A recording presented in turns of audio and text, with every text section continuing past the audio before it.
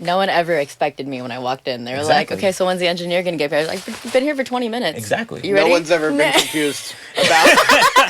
No, you're the engineer. What's up, everyone? Welcome to Patched In with Patch Bay.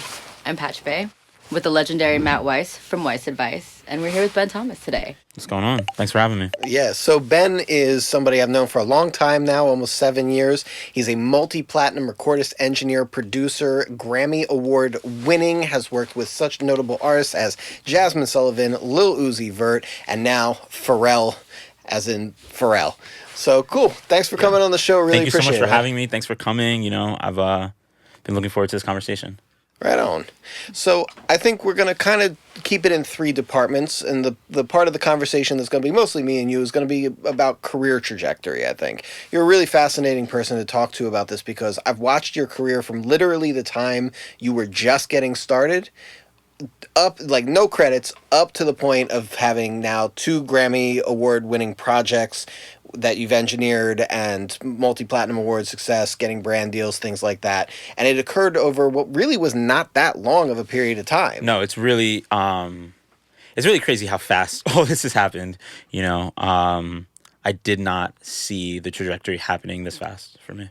So I think what somebody watching this might want to know is they're going to want to see how that career shaping comes into play. We all have different paths, but I'm going to pick your brain about what made it work for you. And maybe you don't even know necessarily, but let's start with the very, very beginning where you actually went to school for finance and not music. Yeah. That's what I wanted to know. Yeah. So in high school, my school had this thing called junior projects where for the entire month of January, the juniors got the month of school off. And for my project, I ended up working at NASDAQ at the stock exchange in Philly. And that's what introduced me to the world of like finance and investment banking.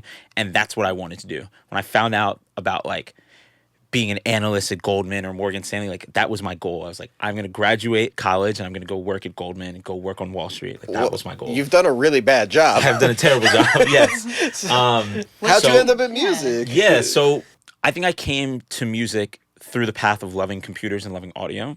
And music was the most accessible thing. I always say that in a different path, like being from Philly, NFL Films is like 20 minutes outside of Philly. Yeah. And I always said in a different world, I'd be doing sound at NFL Films and been just as happy, right? But it was always a love of computers and a love of audio.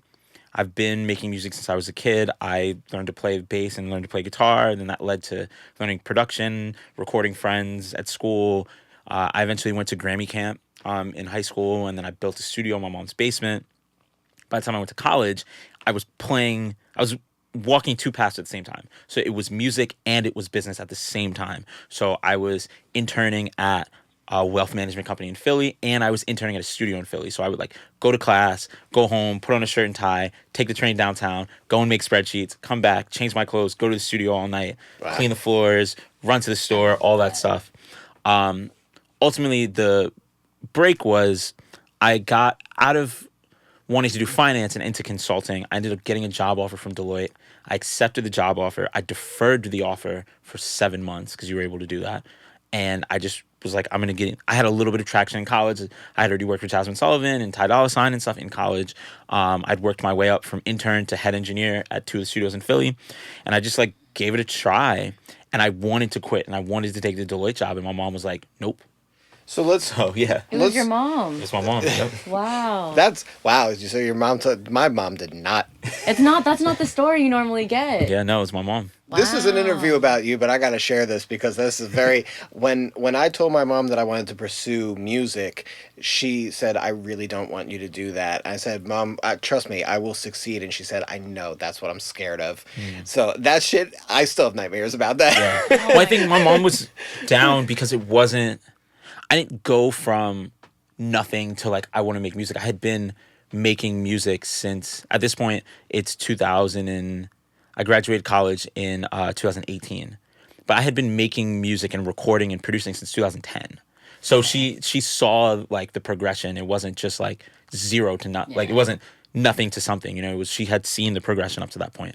But so you already had the Jazmine Sullivan, some of that stuff before you were even interning at the studio? So yeah, so I started, one of the things I attribute a lot of my success to, was I got really lucky that a couple people saw potential in me and took me under their wing very early. So where most people, intern in a studio after they graduate college, they might get their first Right. internship 22, 20. I got my first internship at the studio at 18. So my freshman year of college, I started interning at the studio so that by the time I graduated college, I was a head engineer at the studio because I'd been there for 4 years.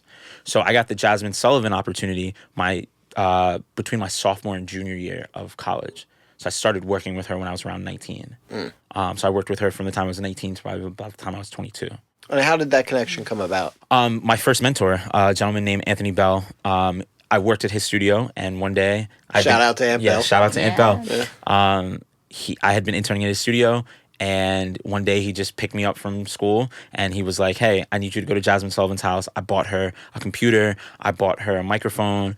I bought her Logic. Install Logic on the computer. Show her how to record herself in Logic.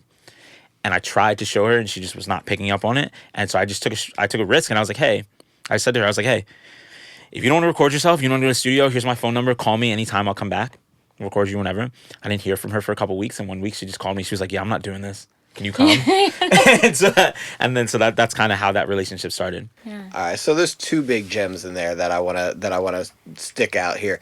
The first is that you didn't take college as your career path. You started a career path when you started college. I think a lot of young people miss that guidance. They think that college is the career path. It's not. So you started that internship nice and early. And then the other thing is that you said yes to the opportunities first and you worried about the details later. 100%. That's been my journey up until this. My current opportunities, this is the first time where it's not a yes later. Now it's like all right, let's see what's going on. Yeah. It's like a tentative yes and let's see what's going on. But in the beginning, I said yes to everything. I didn't care what it was. I didn't care if it was going to Jazmine's house to set up a microphone for her, or if it was going to the store.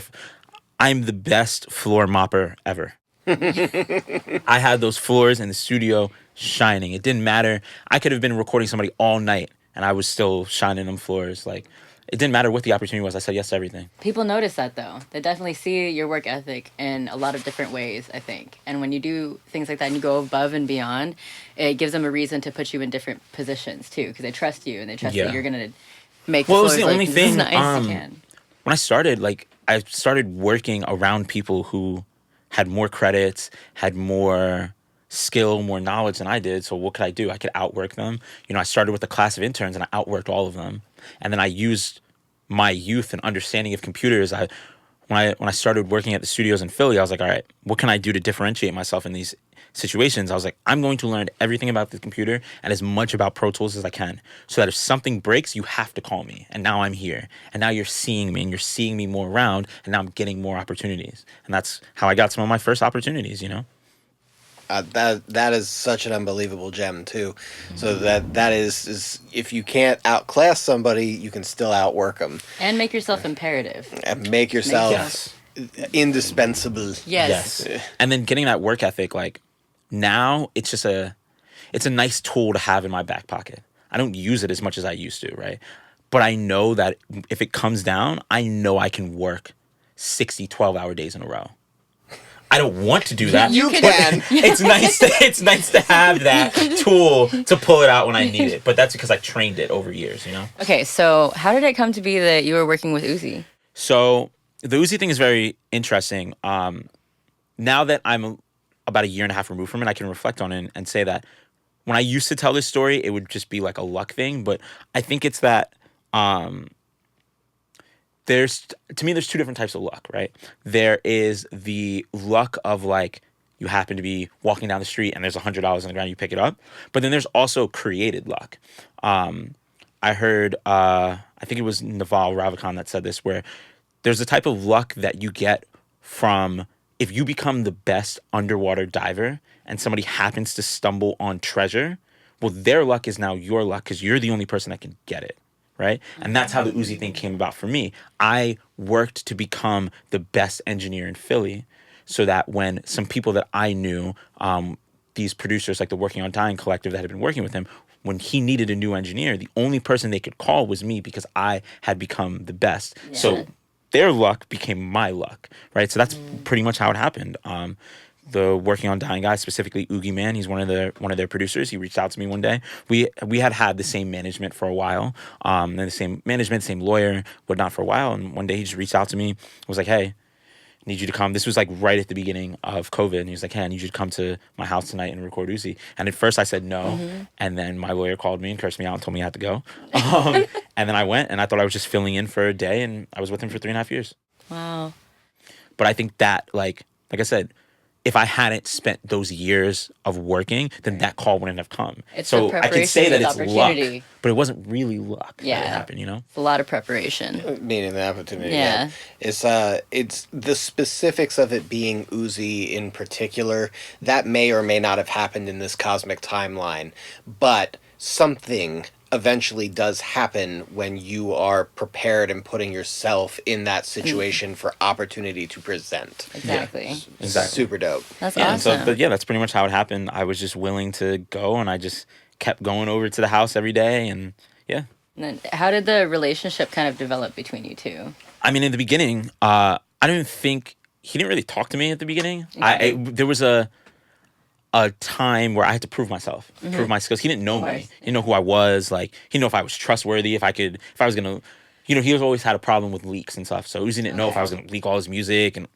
But over time, I built that trust, and we ended up building a pretty good relationship. I mean, of course, there's still the dynamics of he's in charge, and Right. working for somebody, but we built a really healthy relationship. I think it was because of the similarities of us both being around the same age, from Philly, like having that shared background, and just spending, so much. I spent more time with Uzi than I spent with anybody else. Yeah. In my life over those years, and traveling together.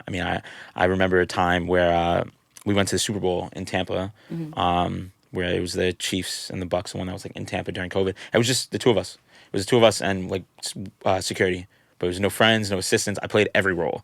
I went with the music gear, we set up the gear, we recorded, but that next morning, woke up, it was like, yo, I need 3 fillet of fishes, and next thing you know, I'm scrambling You're the around guy. Tampa. Yeah, but I think that's why he saw he could trust me to get in a situation where we couldn't bring a whole team of people. It's like, okay, I can trust Ben to know that I can make my records, but also know that He's going to take he's care going of to go it. get me a fillet of fish if I ask for a fillet of fish, Yeah. and make sure that we're checked into the right room, and that everything is all organized and whatnot. And I think that comes from my business background. Yeah. as well. You were wearing a lot of hats. A lot of hats. Yeah. Wow. See, I think it takes a different kind of personality to accept that, like, yes, I want to do this, but these are all the things that come with it, and get over those without really feeling like they're not making you any less. Because if anything, those people that are working for that and working on those opportunities and being that kind of person end up with the successes, I feel like you're I think starting to see even more when of. when you sign up to working with a big artist, you have to understand what that comes with, right? And it's an all hands on deck mentality. Everybody I know that is on the team of a major artist, that's what it is, right?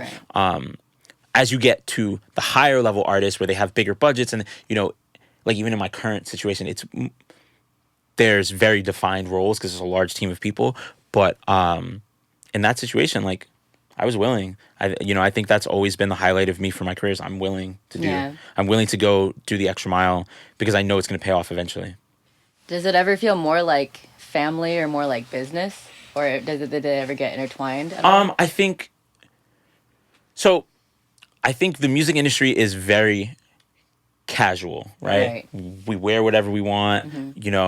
We're doing something creative. It can be a relaxed environment, But I think it's very important to always remember that you'll never hear me say the term music industry. This is music business. This is a business. I treat my job like a job. That doesn't mean I don't like the people I work with. That doesn't mean that I don't feel camaraderie with the people I work with. But I understand at the end of the day, I'm not brought here to hang. I'm brought here to work. And yes, there might be some hanging involved. I remember a time when Uzi and I got into a very heated competition at Topgolf one day, right? Motherfuckers be over here crying about me making music. Man, I just want to go to Topgolf, dog, and be drunk at Topgolf. But at the end of the day, this is still work, and I'm Right. still showing up to be a professional. I still am drawing those boundaries. I've seen too many people in support roles around artists, engineers, producers, videographers, managers, assistants, forget that this is work at the end of the day and let Right. the guard down too much and it come back to bite them. At the end of the They take it day, personal. yeah, this is work at the end of the day, and we need to treat it as such. So, Okay. speaking of the potential of making mistakes and things like this, you're from the outside looking in. Your trajectory has looked very fast and very smooth. From the inside, looking at yourself, it may or may not have felt that way. So, my question is, you being at where you're at now, if you could go back in time to any point in your career up to this point and give your younger self some advice, what would it be? If I had to go back to give my younger self some advice, of course, the first thing I would say is save your money. That's the first thing I would say. And I'm blessed that I did have that finance, wealth management background, so I was able to do that, but I would have loved to have done it more.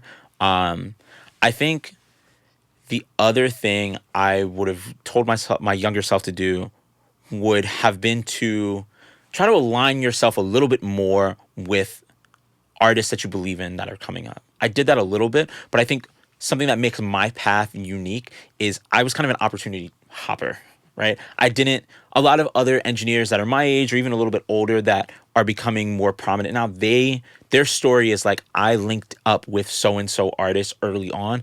I built up as their career built up. That was not my journey. I met Uzi after week after he dropped a double platinum album. You know, and then I went from that to working with Pharrell. And then, like, you know what I'm saying? Like, my journey was very much, I built myself up and then people noticed. And then I was able to, like, opportunity hop, which is great. And I'm very happy that it happened that way. But I do sometimes wish I had aligned myself with specific artists on their path forward, even while still, you know, doing what I was doing. Because I think it can be a little bit more fulfilling and you get to build with somebody and when you buy in early, you sometimes can reap more of the rewards since you bought in super early.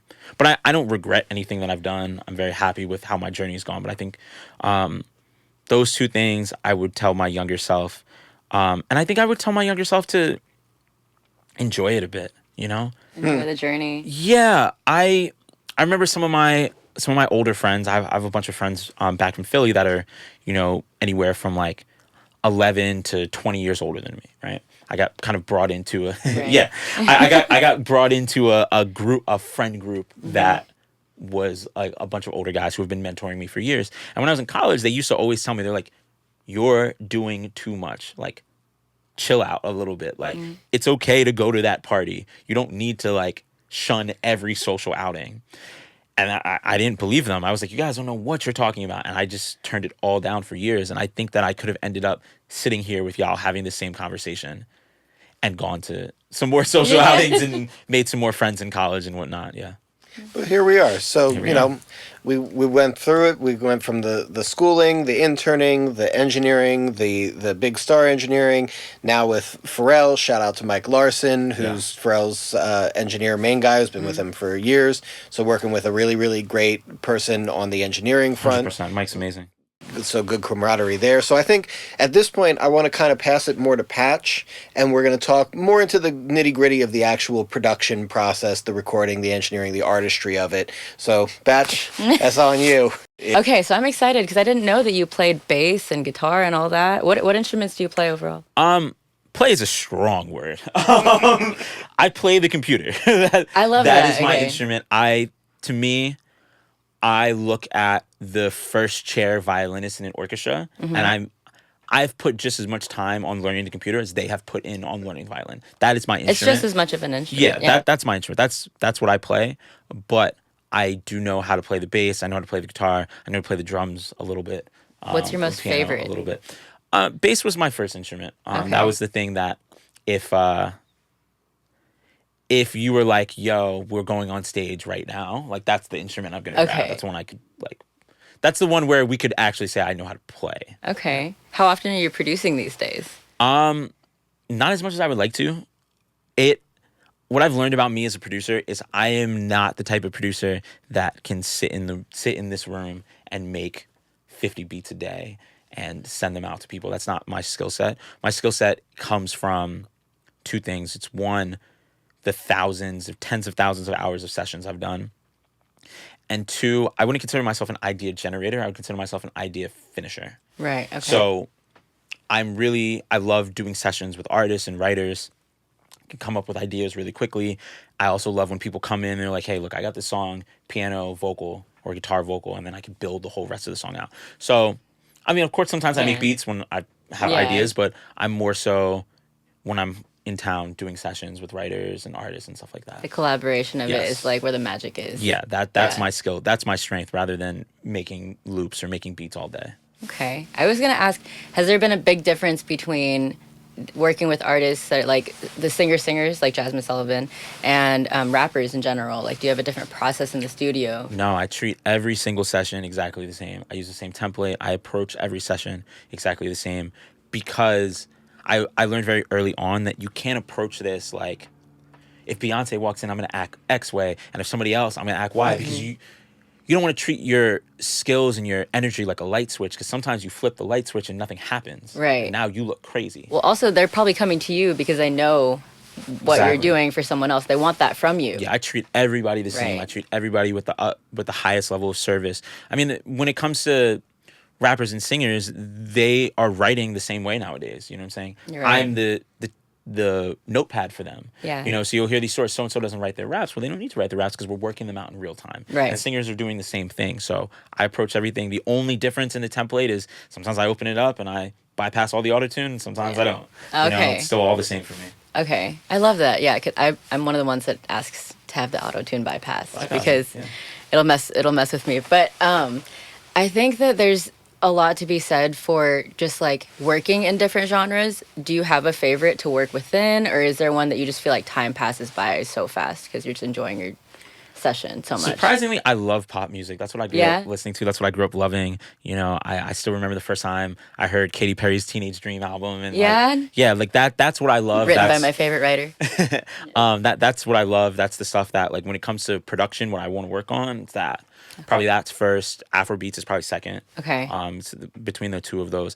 Don't get me wrong, I love hip hop and I love R&B, and that's where I've had most of my success as an engineer. But I also think that is a product of where I'm from. Yeah. You know, hip hop and R&B are so deeply entrenched in the culture of Philadelphia that I think that's why those are the genres where I've been successful in. But you know, pop music and stuff, that's always been my favorite, and that's always been my dream. Is there a genre that you would say, like, I'm not engineering this? I don't care. Any of them? They're all of them? Man, country, listen, metal, I've done it all. All of the everything. I've done everything. I love from it. Working on a Grammy-nominated country album to being the #1 hard rock producer in the world for a week. Let's so go. like it doesn't matter. I love that, and it helps. I feel like you don't get tired of stuff. No, actually, the #1 hard rock producer story it's very interesting. I think it's a good story because it shows, for me at least, it showed the benefit of community. Okay. Which, as an only child, I'm very much a loner, and I don't always see the benefit of community sometimes. But that example, pretty much, Uzi came in one day and said he wanted to cover Chop Suey by System of a Down. So we downloaded the instrumental on YouTube. And his management really trusted me a lot to get involved in the business side of things. They knew they could trust me. They knew that they could CC me on an email and know that a professional, well-written, spell-checked email was going to be sent back. So because of those, I was privy to a lot of conversations that a lot of other engineers might not have been privy to. So I'm privy to all the sample clearance conversations. Okay. I see the email thread, and I see that the email System of Down's management pretty much says, we will clear the compositional copyright for the cover, but we will not clear the mechanical version. So you need to get the song replayed. And since I was on that email thread, I saw it, and a light bulb went off in my head. I said, hold on. If I hire all the musicians to replay the song, I am now the producer of this song. Mm-hmm. I will get the royalties. I won't get any publishing because it's a cover, but I will get the royalties. I'll get the production credit. So I called all my friends from Philly, because Philly makes the best musicians in the world. I called all my friends. I said, listen, I need you to replay the song exactly. And within 2 days, I had a completely replayed version of the song. Even to the point where, you know, shout out a close friend of mine, Justin Miller, amazing engineer. At the time, he lives out here in LA now, but before that, he was the head engineer at Milk Boy. I was like, yo, I need you to get these drums. He went back, watched Sylvia Massey's videos where she talked about how she recorded System of a Down. They pulled out the tape machine, cut the drums to tape for me, and we were able to replicate it. And so because of that, I ended up, because hard rock genres don't stream as much as hip hop. They're not streaming based. So that when this album comes out and it has 3 songs that are classified as metal, we shot to the top of the rock charts, and now I was the #1 rock producer. And because wow, that's so cool. Because of how much I value my homies and the community that I've built. Since I was a producer, I got the bulk of the royalties, and I was able to pass the royalties on. Even though they were technically session musicians, we got them paid, we got them credits, we got them royalties, you know what I'm saying, all that type of stuff. But that goes back to having that business background, so they trust me. I see the emails, taking the opportunity. I didn't know. I didn't clear any of this in advance, and I paid for the studio time out of my own pocket Wow. for them to record the drum. Like, I just did it because that's how I built my career, which is taking chances, and it ended up working out.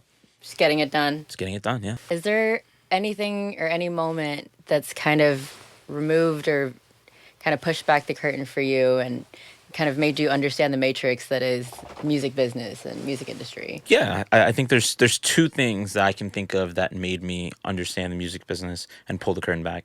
The first thing was, I've always been into investing in myself and investing into my own education.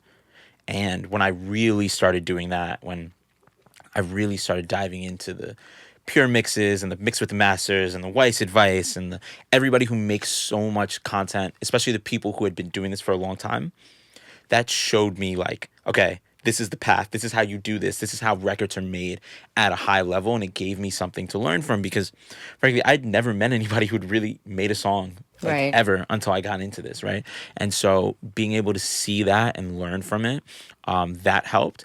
And the second thing, which is more recent, is just being able to be welcomed into the cool kids club of engineers and having the people that I looked up to become friends and peers. You know, I think about the relationship that me and Cruz have built over the years, where Cruz taught me how to be an engineer. Mm-hmm. You know, when he has a Pro Tools question, he calls me, but when I have a engineering question, how do I get paid? How do I get my credits? What's a PO? How do I act in a session? Those are the things that he taught me. And that helped so much. I mean, I remember early on when I was his assistant, you know, when he was still working with Meek, he told me, he was like, listen, if it's not your area, do not get in the conversation. Stay out of it. That's not your role, right? Just those types of things that we don't learn. You don't learn them until you know, right? And so I know a lot of engineers, especially younger ones. And when I say younger, I don't necessarily mean young in age. I also mean young in experience, that get taken advantage of because they don't have those types of resources and they don't understand, like, hey, you know, if you're working with an artist of a certain level, like, you should be getting paid a day rate. You shouldn't be being paid hourly, right? You took an Uber to the studio, that can be expensed back to the label, right? Like, they ask you to buy this plugin, they can pay for that. Like, those types of things, I was very lucky to learn them very early on, so I didn't have to go down the certain pitfalls that other people did. And so I think those were the things where I got to see the curtain pulled back, and I was able to use it to my benefit. Right. You saw how it actually works and like what you needed to do. I was able to learn, and people were able to tell me how it worked. You had great mentors. Yes, amazing mentors. Let me just interrupt to say shout out to Cruz. I love Cruz. I think he's dope. He has a podcast too. I'll put a link in the description because we're real here on Patch Bay, but also got a shout out to the people who are dope outside of this channel as well. So 100%. shout out to Cruz. Shout out to Cruz. But yeah, is there any time where you maybe felt like you struck out or that you failed somewhere? Yes. And how did you bounce back? So there's two. I'll give a specific example, but I think the first thing is, like, this is a job that is kind of, you have to get used to failure, right? Like, think about what a mix is, right? You send me your song. I, through my lens, because I can only hear and see things through my lens, and that is every song I've ever worked on. That's my life experience. It's songs I listen to and inspires me. I then take your song, do what I think it should do. When I send it to you, that's my vision of, like, what I think is right. And the first thing you're sending me is things you don't like. Like, and that's with everybody. The immediate thing, it doesn't matter even if your client says this is great, but XX, boom, boom, boom, boom, boom, boom, boom, boom, boom. So you have to get used to that. You have to get used to feedback. You have to get used to failure. I mean, I've had countless failures. I've had situations where, you know, artists that I thought I was going to be working with forever stopped working with me. I've had situations where people stop working with me and go on to get greater success than they did, you know, working with me. I had a specific situation where a friend of mine introduced me to a very successful engineer who was looking for a new assistant, and I came to be his assistant, and I failed at it. I quit after I gave him my word that I would be his assistant for multiple years, and I quit after 2 months. And it was solely because my ego was not ready to be his assistant. That was why I quit, right? I came from being the man in Philly, and I was working at the best studios, and anytime somebody would come into town, I got every session. And to go from that to making espressos and color coding tracks, I felt like I was too good for that, you know, and that was my ego at 23, right? Fast forward, I learned from that experience where fast forward a couple years after that, I had been working with Uzi at this point for multiple years. Cruz was still working with Meek. They were finishing Meek's last album. You know, Meek and Uzi at the time were both with Roc Nation. You know, we were both working at the same studio on opposite sides. And Cruz was underwater with the amount of work that he had trying to finish this album. And he asked me to help him because he knew that I was already vetted. I had been working with Meek. I was on their team at one point. I've been vetted by Roc Nation in Atlantic. And he was like, listen, man, I need assistant help. I need clean edits. I need mixed prints. I need stem prints. And so I would do my 12-hour shift with Uzi, walk across the hall, go print stems for him. And because this is my friend, this is my mentor, but also I realized that I'm not too good for anything. Right? And so if he needs help, okay, cool. And now I'm actually at the point in my career where I can be like, no, that is actually work that I am overqualified for. But no, you need help? I'm going to print these stems for you. I'm going to make these clean edits. I'm going to give you the best clean edits you have. And then I'm going to go back to doing my recording thing because I learned from that experience that was not the right way to look at my career. You know, and ever since then, I've learned like, hey, leave that ego stuff at the door because you never know what opportunities are going to come from just going. I took away from what I used to do was like, I'll do everything. I was like, no, but I'm not doing that. You know, if you go on DJ Khaled's Instagram, there's a picture of me cleaning up trash in the studio. Like, the picture he posted on Instagram is me. Is it Khaled's studio too? No, it's at Jungle in New York. Oh, it's at Jungle in New York. Jungle in Okay. New York. He pulled up on a session, and the picture that he chose to post on Instagram from his Uzi session, you literally see me, because him or somebody knocked the pizza onto the ground, and you see me cleaning up.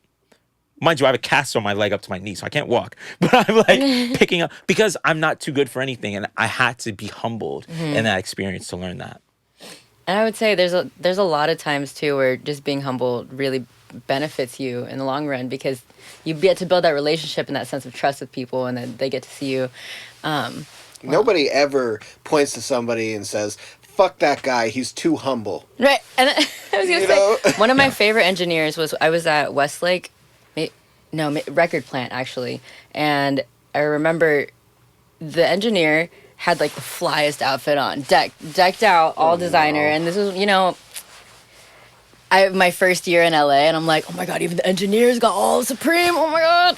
But then he started cleaning up everything, and then I was like, wait, don't, like, someone in another session told me not to clean because there's assistants and runners and they're supposed to do that, and he was like, we're not any better than they are. Yeah. And in fact, they could be working for us or we could be working for them at any given moment, any given moment. So yeah, very similar since to then, me. yeah, I've always cleaned up after my own sessions and even from other people's sessions. 100%. It was the same thing for me when I was working at Milk Boy because, as I mentioned earlier, I got my start very early. So I was interning very early. So by the time I was working there, because I came up at a different studio, but by the time I was working at Milk Boy, I was younger than the runners and the assistants, and the dynamic was weird. And so I was like, I don't want you guys cleaning up my sessions. Like that's not how this should go. I'll clean up the sessions. I don't mind, right? Because we're all here doing this together. But I had to get my ego checked from that situation because and in hindsight, it all ended up working out because that's how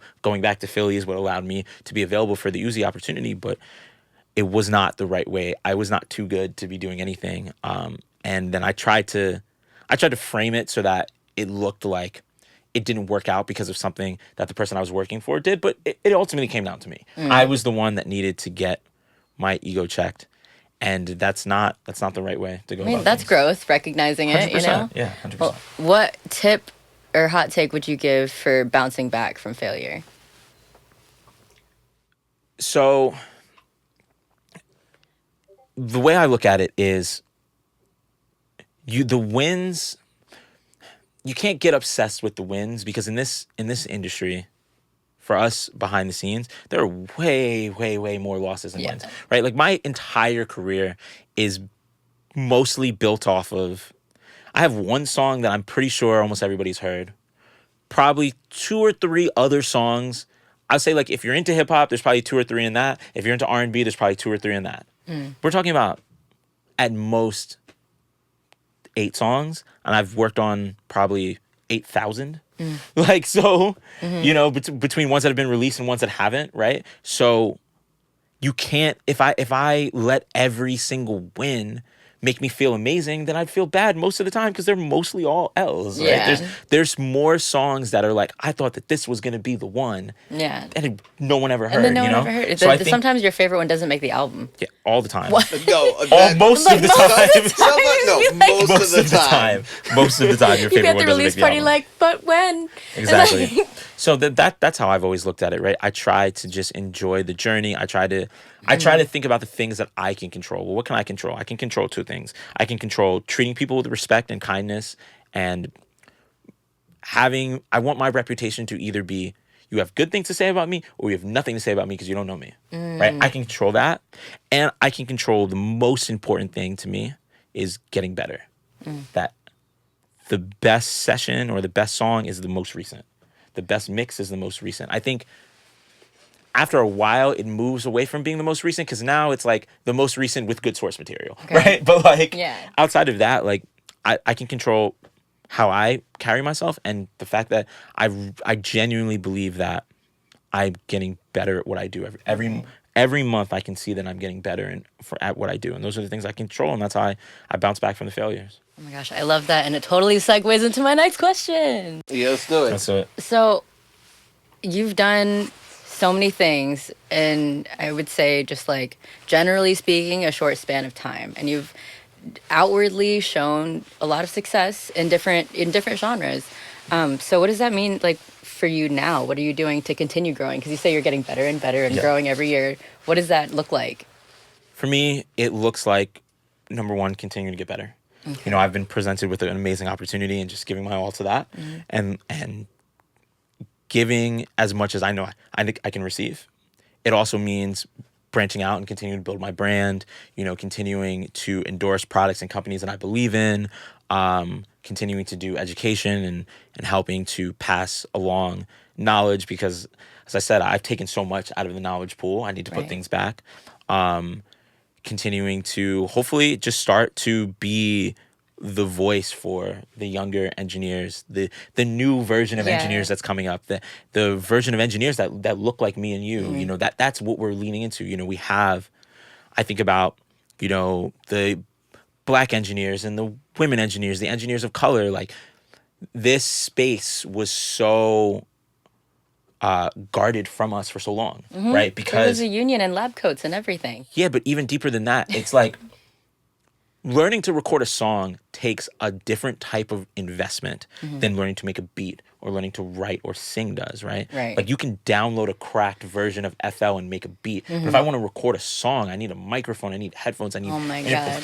That keeps people out of it. And so when I think about me in 2010, getting to see somebody that looks like them, that talks like that, I try to dress the way I like to dress. I want to act like me. There's so many times I've gone into sessions and people don't think I'm the engineer because I have braids and I have, like, I look like I don't look like what they picture the engineer to look like. No one ever expected me when I walked in. They were like, okay, so when's the engineer going to get here? I was like, you've been here for 20 minutes. Exactly. You ready? No one's ever been confused about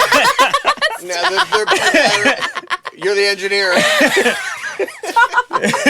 Exactly. So that's what's next for me. Yeah. Continuing to both get better and continuing to just be out there so that other people can see that being a Grammy-winning, multi-platinum engineer can look lots of different ways, and it can look this way.